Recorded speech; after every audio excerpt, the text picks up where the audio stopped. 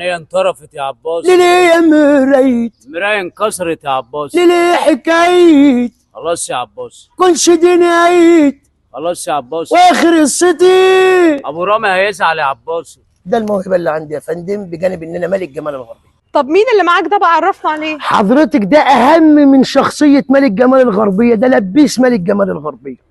ما شاء الله. انت عندك الحسيني صاحبي واللبيس بتاعي. بيعمل لك ايه الحسين؟ بيعمل لي كل حاجه، هو اللي بينقي لي اللبس، هو اللي بيسرح لي شعري، هو اللي بينقي لي نوع الشراب اللي انا هلبسه، هو اللي بينقي لي نوع البابيون اللي انا هلبسها، هو اللي بيكوي لي الهدوم، هو كمان اثناء التصوير بيمسح لي عرقي بالمناديل ويحط لي كلون. يا حسيني